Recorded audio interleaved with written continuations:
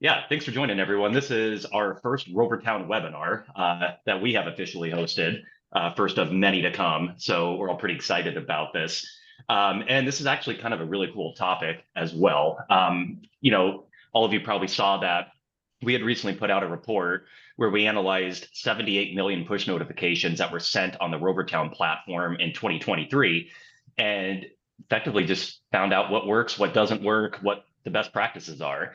And this is exciting for several reasons. I think it's easy to forget that smartphones are still kind of a recently new thing in our history, as addicted as we are to them. I mean, mobile apps really started hitting the C-store scene back around 2012, but the Pew Research Center didn't even track smartphone adoption until 2011, and it was at 35% back then. It's like these are still kind of a recent thing, and no one's really ever taken the time in our industry to share an analysis of what the best practices are on things like push notifications, mobile app coupons. So we're excited to really step up and share that kind of information, and this is the first of many more interesting insights to come. But that said, I'm going to stop talking and we're going to introduce ourselves. So my name's Frank Beard. I'm Rovertown's head of marketing. I'm from Des Moines, Iowa, and turn it over to Tyler and Bill. Hi, I'm Tyler Cameron, head of strategy and analytics at Rovertown, and I'm actually from Nashville, Tennessee. Like Bill, I am a former retailer with 12 years of convenience store experience. So leveraging some of that knowledge to help build off these insights. And that's me. I'm Bill Buston, Rovertown's head of customer success, former C-store retailer for 6 years. And I am up in Horseheads, New York, beautiful upstate New York. With that said, I'm going to jump right into the content here. So we've got a 30-minute webinar, roughly 20 minutes of content we're going to share. I want to encourage everyone to share your questions, though. So feel free to drop any questions you might have in the Q&A, in the chat, whatever works best. Feel free to use the chat. Not everyone has to be silent here. And we'll just take those kind of, as they come, or save them at the end, just depending on, what everyone sends. But we do want to save some time for questions, and for any of our customers on as well. Hope you're all joining us afterwards for the separate customer-only workshop. We'll explain more about that when we hop on there, but that does have a separate registration. So we'll end this here at the 30-minute mark, and then we'll jump straight into the customer workshop. But with that said, let's share a couple slides. All right. So Tyler, if you want to kick this off. Yeah, so in my opinion, the first two slides here are the most important slides of the entire presentation. And it's before we even get to optimizing and when you should send push notifications, it's to answer the question, why are push notifications important? And they're important for a lot of reasons. Next slide, Frank. But primarily is because apps are engagement platforms. It is a way for you to talk to your customers. Everybody is, launching an app, is a process, and it allows you to be in your customer's pocket, to be able to talk to them whenever you want. And what we found is not everybody is comfortable talking to their customers, even with this capability. And so push notifications are a great way for you to talk about your brand, talk about things that are happening in the store. People or retailers that do this have increased customer retention, customer satisfaction, and a whole other host of benefits. And so, at the core of it, push notifications are important because they allow you to talk with your customers. Yeah, and I would just add, it's really also a channel to be an extension of your brand. Whether we are a retailer of 300 sites, 10 sites, 50 sites, not everyone may have a formal corporate comms department, but depending upon what your brand value is and what your brand strategy is, maybe you are, a price sensitive in a price sensitive market, and you really want to talk discounts and offers. That is a voice, a style of communication that you can use with your push notifications. Maybe you have a fun brand. Maybe you're a little irreverent and you're going to make people smile and laugh. And that's what's going to engage your users with your brand. So it's a good opportunity to create, craft, and explore with your brand voice as well. So as we're about to get into how to optimize your push notifications, we published these guidelines to our retailers, and we found that the retailers who followed our guidelines saw an immediate 17% increase in app users from month to month. And this is a big number, right? I mean, a lot of us, we have budgeted growth numbers of 2, 3, 4, 5%, single digits. This is something that retailers can do without changing any of the activities that are happening in their store, without changing any of their advertising activities. Just by using these guidelines, many retailers can hit their entire growth targets for the year. And so this might be the easiest way to achieve your goals ever. So we're really happy to start off with this topic because you're going to see immediate results. This is not 6 months from now, maybe we'll see something. Push notifications are as instant of a result as you're going to see, and you're going to likely meet your target goals for the year. Yeah, and I would encourage everyone, if you haven't looked at our report yet, definitely do so. There's a case study in the back that that goes into a little bit more detail on this. But I mean, we were all pretty shocked at what what kind of immediate results we saw out of this. It was actually pretty impressive. And I think there's something to be said for usage. I mean, it's the classic balance between customer acquisition and getting behavior that you want out of your current customers, right? Because they already have your app, they've already taken the biggest step. So you're really, using push notifications and our guidelines as kind of your premier tactics to work with the folks that are already in your funnel, which is really important and cheaper and easier to do. So with that said, let's dig into the report and take a look at a couple of these findings here. Yep. So we'll just start reading through them. The very first one here is send push notifications. It's as simple as that. Not all retailers send push notifications, but those that do see a 129% increase in app users or app sessions day to day. So this is instant growth. If you think about this, let's say yesterday we didn't send a push notification, today we did. On average, our retailers are seeing 129% app session increase, which is just an astounding number.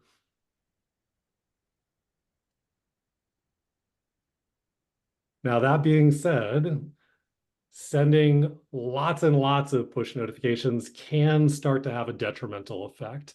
While it's fun to say more is more, oh my gosh, app sessions are increasing, let's just send them every single day, every single minute. We did find that they lose effectiveness.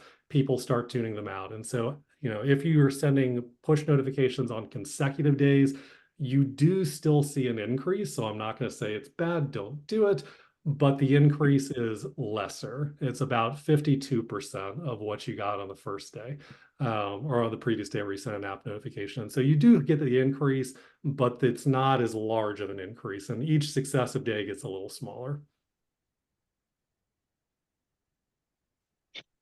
This is the easiest one to do right after just sending a push notification. It's as simple as adding an emoji.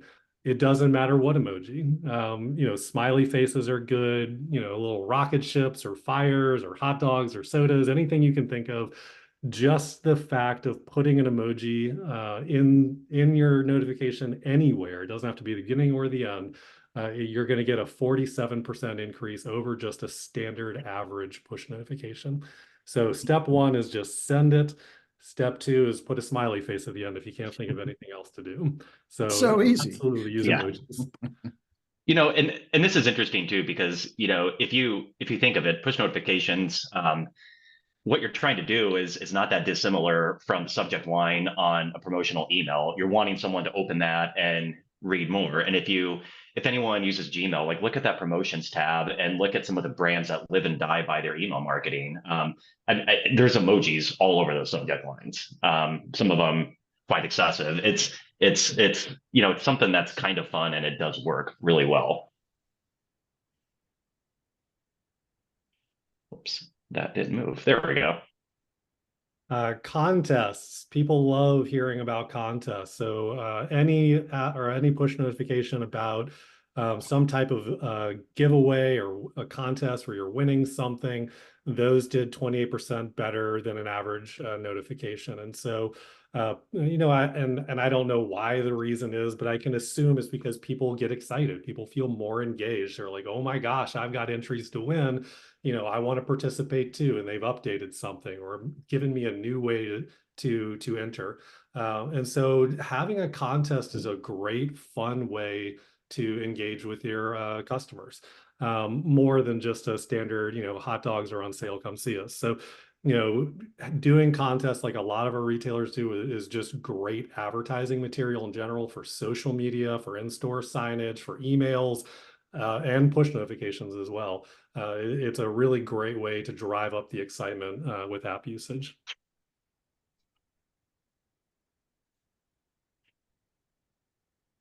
So here's a big one. This is my personal one, and I will pound the table on this one forever.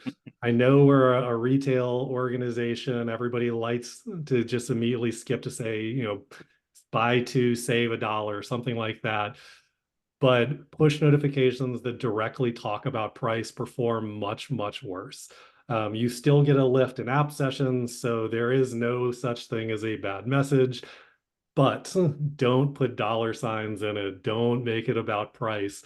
If you make it about price, you're already telling somebody what you want them to do, and they can decide whether or not they want to make your purchase just from the push notification.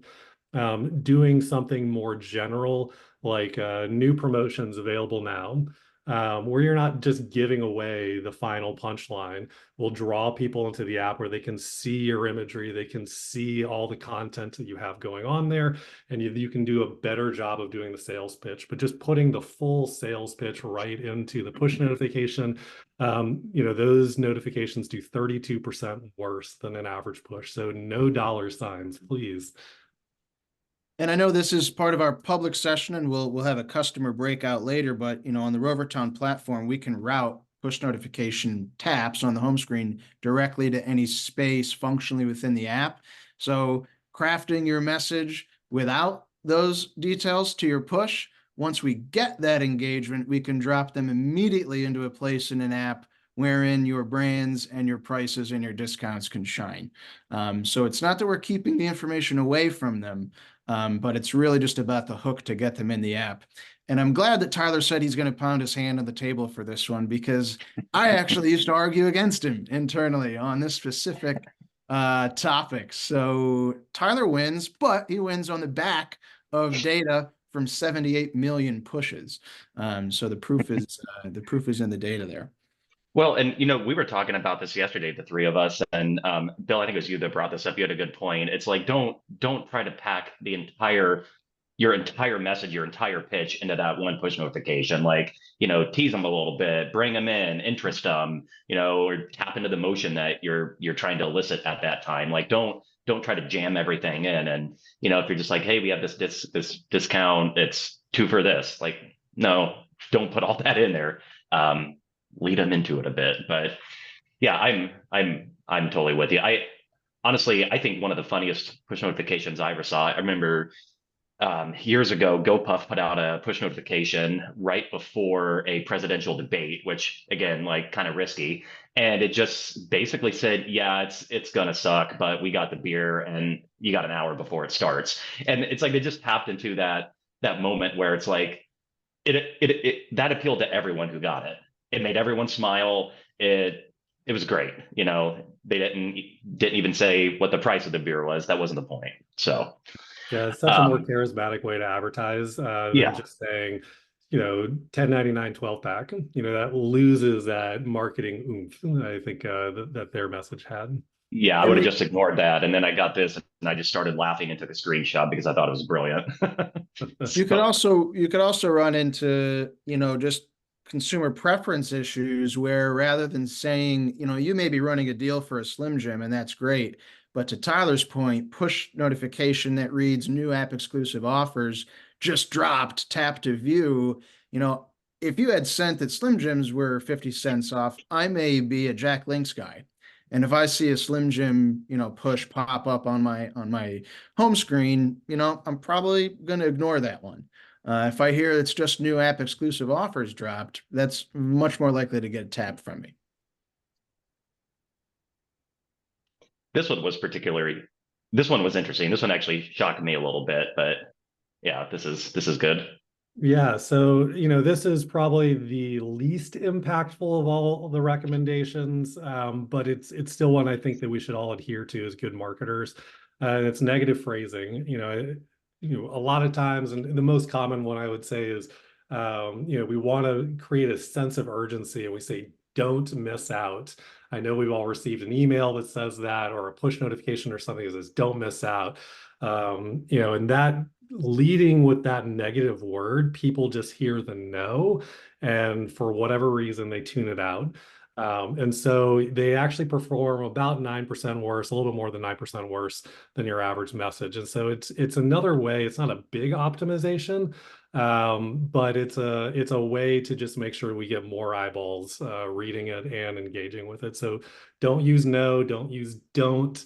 Let's keep the messages positive and fun.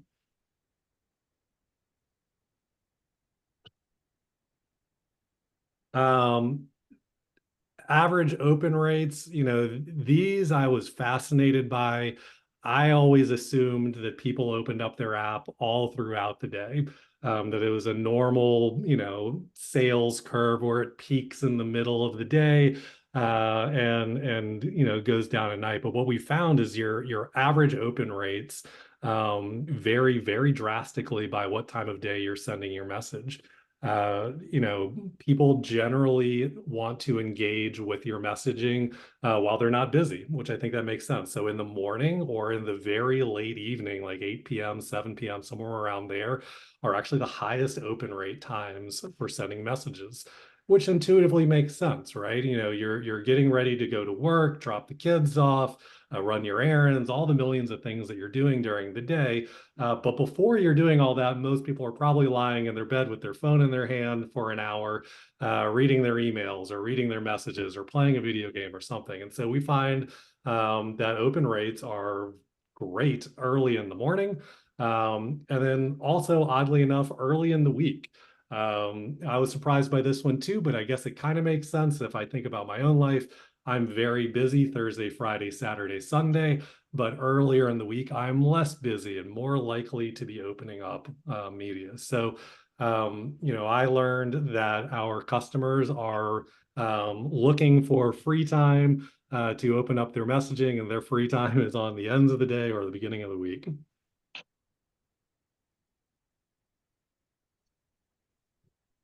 I see a couple questions came in. Do you want to wait, Tyler or Frank? Yeah, I was gonna save those for the Cool. end. We just got a couple more slides Yep. to go through, and then we'll dive straight into those. I will say this here was a particularly interesting finding from the report. Hmm. Like this one caught me off guard a little bit, but it makes sense, I think, once you dive into it. Yep. Yeah, and it's about character length. At some point in a push notification, if you exceed the character limit, it truncates it, right? You see the dot, dot, dot, so you can't see the full message. And really what you're looking at here, in my opinion, is shorter messages or very long messages that get truncated might not be entirely clear on what you're trying to tell the customer or app user. And so they're more likely to tap it and open up the app to figure out what in the world you're talking about. Messages that are really well communicated and that 60 character length don't perform as well, simply as that, which was shocking. And so there's this innate desire in me to want to craft this perfect push notification that isn't hidden at all on the home screen, and everybody totally understands what I mean just from looking at it. And the data says that that's actually not the best. It's okay to be a little vague. It's okay to have your message cut off a little bit because they're more likely to tap and open up the app and find out what's happening. So this is a result that I kind of have mixed feelings about, but the data says it, and we had a lot of data to support it. So being a little vague in your messaging is apparently a good thing. This is the one I struggle with the most as I help current Rovertown customers. Because again, I think the balance here is these are guidelines. and data does suggest exactly what the slide shows. But if you look at the figures themselves, it's not like an earth-shattering difference. There is one that suggests the guide, that the guideline helps. But yes, this is the toughest one to balance. Is nailing an effective push notification that's very short or very long. So one thing we did in the report, and also if you click the link in the chat, and yeah, sorry, chat was disabled. I was just coming in to enable this, so it should be working for the customer workshop. But I did drop a link in the chat to the report. But if you click on that, there's actually we pulled out this one pager, and we have a separate printable sheet that you can just print, tape, or pin up in your workspace. If it's useful, feel free to run that off the printer, because we try to condense everything down in just several guidelines. So you've got a cheat sheet that you can reference if it's helpful. But do get that if that would be useful. And real quick before we get into questions, Tyler, I know you had a couple slides that you wanted to go over real quick. Yeah, so just a couple of practical examples. We can go through them fairly quickly here. This is a graph of app users by day. And the orange lines show days that push notifications were sent. And what I like to call attention to here is there's a lot of consecutive days of push notifications, and you can see whenever one is sent, you see a spike in usage. And so the grouping of time, the 18th through the 25th, there were 4 push notifications sent. You can see some peak usage in there.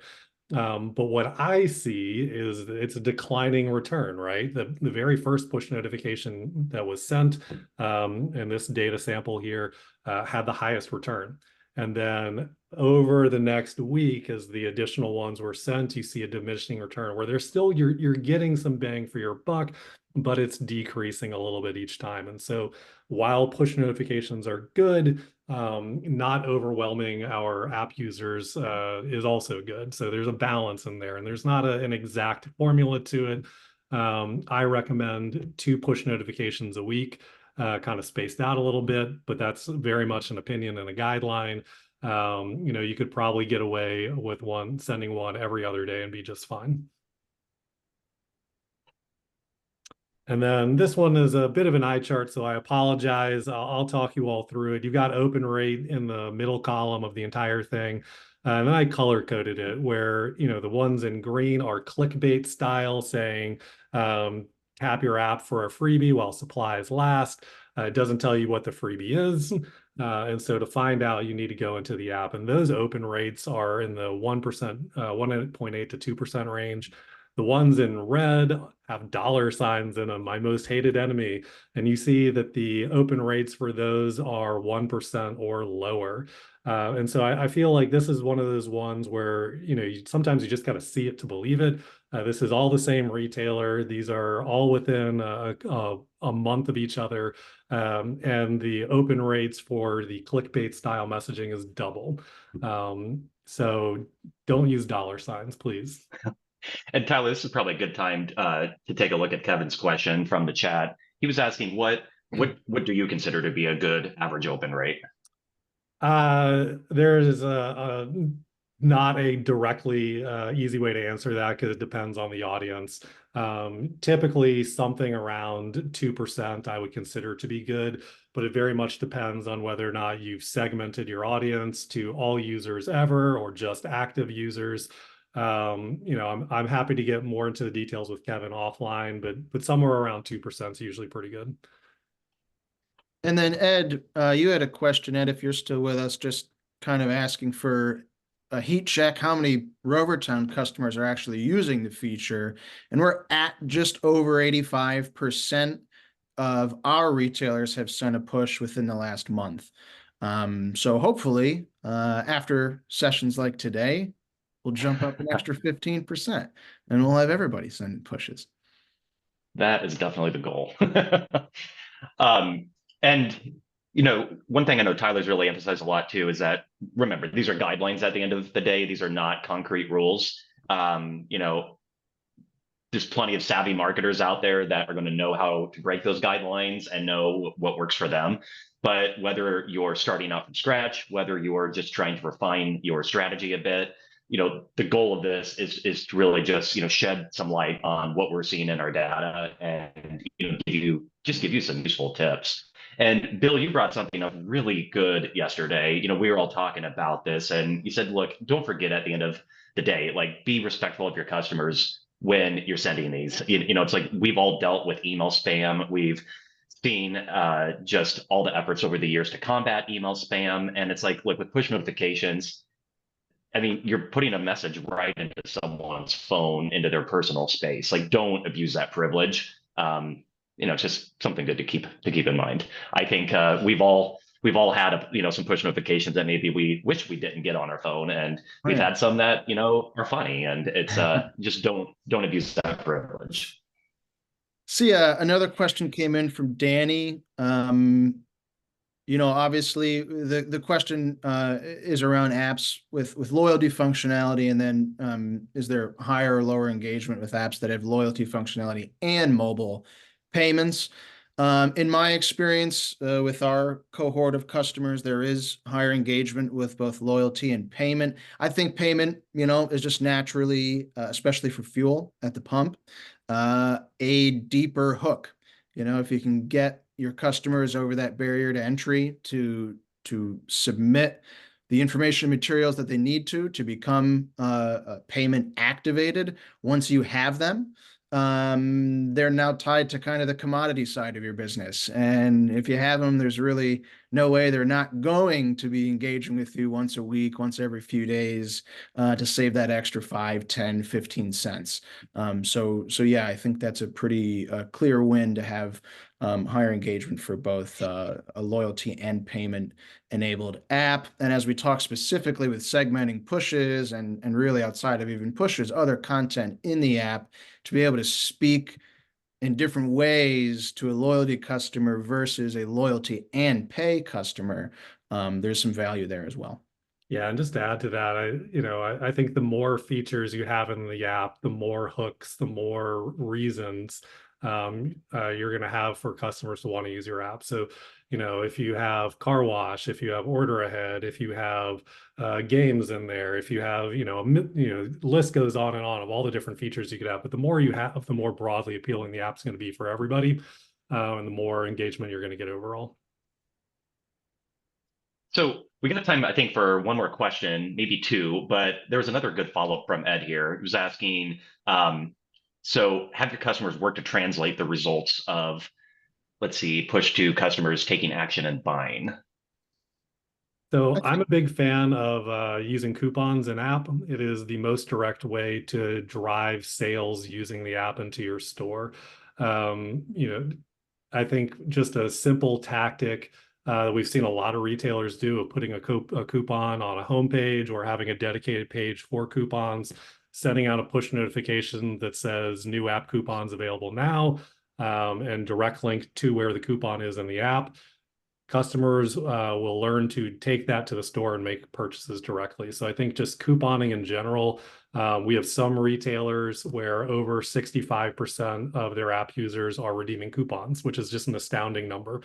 So they're driving tons of sales with it. So it's just coupons, coupons, coupons for me.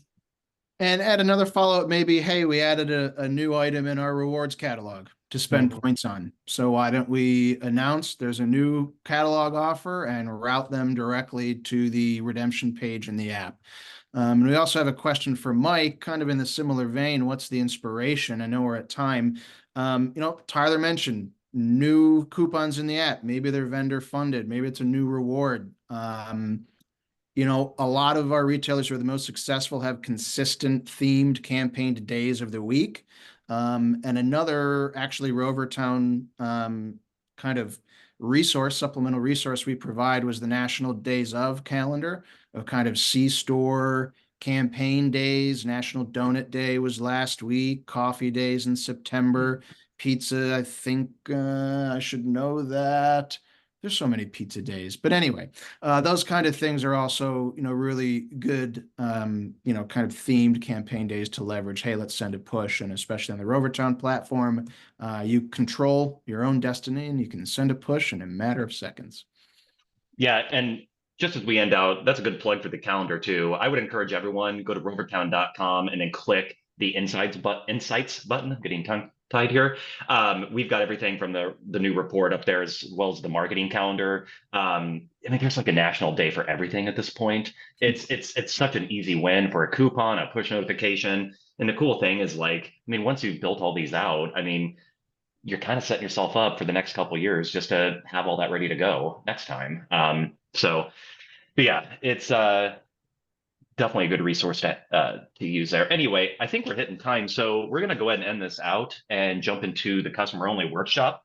So again, just a quick reminder, anyone who was registered for that is a separate Zoom webinar. So we're going to jump into that and get it started. But yeah, thanks for joining us, everyone. We had a lot of folks in here. We appreciate the questions, and we're going to do a lot more of these. So we hope to see you again. See y'all. Thanks. Bye, everyone.